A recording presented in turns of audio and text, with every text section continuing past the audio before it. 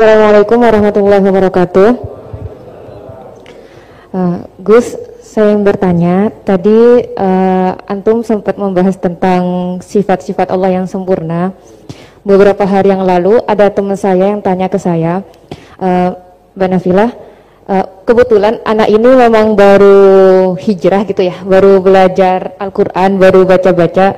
Dia tanya, Mbak Nafilah, Allah itu boleh nggak disifati sama sifat yang mohon maaf kurang baik seperti makar, penipu atau yang lain, karena Allah kan sangat sempurna.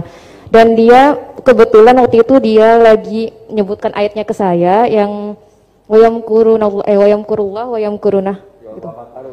Wa makaru wa makarullah wallahu khairul makiri wa hum la yash'urun.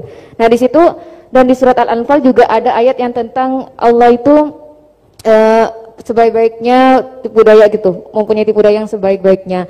Nah itu kan menunjukkan kalau Allah itu punya sifat tipu daya. Jadi dia waktu itu agak ngotot ke saya, berarti Allah juga bisa dong disifatin sama sifat yang jelek-jelek yang seperti itu Mbak Nafila gitu katanya. Menurut Antum itu gimana? Saya juga masih belum jawab sampai sekarang pertanyaannya teman saya itu, karena saya masih bingung gitu. Jadi saya tanya sama Gus gitu, mungkin ada pencerahan gitu buat saya menjawab gitu. Terima kasih. Assalamualaikum warahmatullahi wabarakatuh. Itu begini ya, jawab seperti itu rileks saja. Yang jelas jenengan harus terima kasih sama yang tanya, nganggap jenengan pinter itu. Sampai tanya itu berarti nganggap jenengan pinter. Itu satu prestasi itu, orang nggak semua orang ditanya itu. Itu begini ya kalau dalam ilmu balaghah. Makanya saya ini kan pengajar ya, pengajar fikih juga pengajar balaghah, juga pengajar tasawuf, pengajar mantek. Kalau di pesantren kan memang semua itu diajarkan Pak Fatullah. Ini juga dulu mondok di buyut-buyut saya di Kudus itu, di pondok tertua di Kudus buyut saya. Makanya hormat saya itu bukan karena beliau punya etika, memang aturannya harus hormat gitu. Saya juga harus hormat beliau karena beliau rektor, ya sudahlah saling menghormati. Bapak itu kalau sama penanya itu hormat, ditanya, dia sudah sopan. Jadi kita harus menghormati orang sopan. Yang tanya hormat ke kita karena kita dianggap alim, kita hormat sama penanya karena orang sopan. Mau tanya itu juga gengsi loh. Masa dokter tanya itu kan ribet kan? Saya kemarin ditawani di Unisula, masuk dikasih dokter honoris causa. Kenapa Gus gak mau? Saya takut kalau masuk neraka, masa dokter masuk neraka karena saya. Kan ya tidak lucu juga itu. Akhirnya dokter-dokter itu, iya Gus, saya udah pernah kepikiran ya. Akhirnya mereka terus mau udah takwa, udah Gus kita harus takwa, kan malu dokter kok masuk neraka. Oh begini jawabnya ya. Semua ilmu itu harus kita pelajari karena melihat sisi ekstrimnya, sisi buruknya. Ya saya ulang lagi ya. Ilmu itu harus Anda pelajari karena melihat sisi ekstrimnya, sisi buruknya kalau kita tidak tahu. Sehingga dengan cara itu kita tahu secara serius. Misalnya nikah sekali gak sah, kategorinya zina.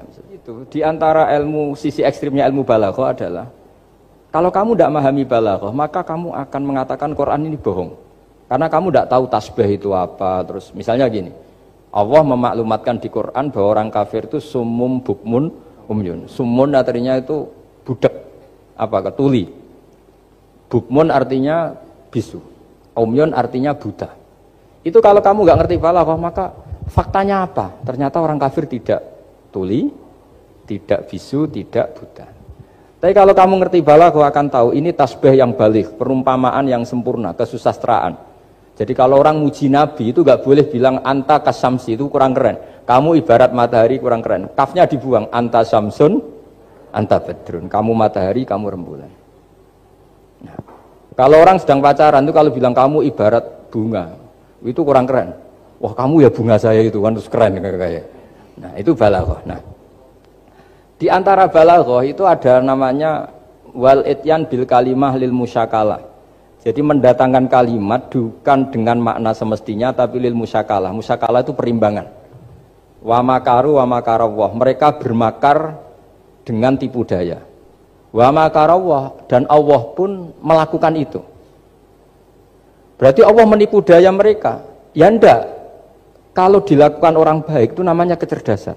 Tapi kalau dilakukan orang dolim itu namanya tipu daya. Jadi misalnya gini, ada orang bikin alarm supaya maling itu terdeteksi atau pakai CCTV, itu namanya kecerdasan. Tapi kalau maling pakai CCTV untuk kalau nyolong ngerti pergerakan yang punya rumah. Jadi sama-sama melakukan itu, tapi beda. Sama mati juga gitu. Ketika kita pecundang, matinya mati sangit gitu. Tapi ketika kita pahlawan, matinya mati syahid. Artinya ya sama-sama mati. Nah, di balaghah itu ada istilah musyakalah. Musyakalah itu, ayat itu sebenarnya banyak, Mbak. Ada yukhadi'una Allaha wa huwa khadi'uhum. Wa yamkuruna wa yamkuruwah wa makaru itu banyak. Jadi di antara sisi yang harus kita pelajari dari ilmu balaghah adalah kalimat itu banyak yang tidak semestinya. Ya tadi, misalnya kita bilang, coba kamu jalan dulu. Kalau kita bawa mobil, maksudnya mobil itu jalan, kita duduk. Tapi kalimatnya tetap, sudah kamu jalan dulu.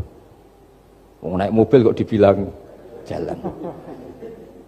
Jadi berdiri juga gitu. Ya yuhal muddathir kum fa'anzir. Kum berdirilah kamu. Berdiri maknanya mengurus sesuatu yang serius. Itu orang Arab bilang berdiri. Sehingga disebut wayuki munas sholat. Dan mereka mendirikan sholat. Apa semua sholat itu bentuknya berdiri? Nah, nuruti cangkem elek kan protes ya? Makanya begitu juga sholat. Sholat itu harus menghadap kiblat. Yang benar aja. Kalau pas sujud menghadap apa coba?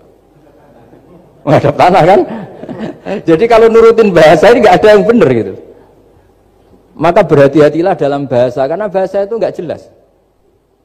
Kalau kamu sedang senang istri kamu, mesti bilang gini, wah saya cinta kamu karena kamu cantik. Harusnya istrinya tersinggung. Sehingga gini, berarti suatu saat kalau saya jelek, Anda sudah tidak cinta. Kan? Kebetulan para istri tidak pinter, sehingga dipuji gitu ya seneng. Sebetulnya itu tidak pujian, itu bahaya itu. Berarti dia mencintai saya sejauh saya masih cantik. Kalau enggak, ya sudah macam-macam. Dan ya rata-rata macam-macam betul itu. Artinya bahasa itu nggak usah dimaknani, makanya saya kemarin bilang sama Pak Rohidin itu, Mbok ya UI itu kalau ngaji misalnya Bukhari dengan pemaknaan ulama. Karena maknani bahasa ini satu pekerjaan yang kalau tidak ulama tidak bisa. Apalagi bahasanya Rasulullah SAW. Bahasa itu susah.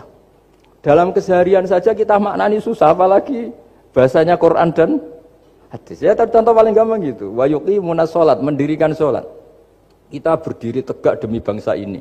Memangnya perang harus berdiri, kadang harus tiarap kan? Jadi bahasa itu selalu sering, kalau di balaghah disebut hakikat dan majas. Ada makna hakikat, ada makna.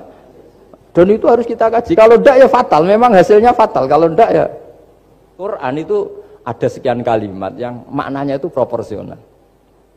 Seperti wa makaru. Jadi misalnya gini ya, contoh paling gampang yang populer. Nabi di Gua Thur. Gua Thur itu ya gua Arab ya. Kedalamannya enggak banget dalam. Terus Allah merekayasa itu dengan cara ada laba-laba yang masang jaringnya di situ, terus ada burung dara yang di situ. Itu ya disebut makruh, rekayasa Tuhan. Tapi orang pasti sepakat itu namanya kecerdasan. Karena orang kafir yang mengklaim dirinya cerdas, dirinya terlatih, dirinya ahli mendeteksi musuh, ternyata hanya ditipu seperti itu, nggak tahu. Nah karena ini pekerjaan kesalehan disebut kecerdasan. Apa disebut? Tapi andaikan sebaliknya, nyuwun sewu, ada orang lari dari kejahatan, terus merekayasa seperti itu disebut rekayasa karena bentuknya kejahatan. Jadi ada sesuatu yang sama, tapi ketika dilakukan orang soleh itu baik, karena nanti itu disebut kecerdasan.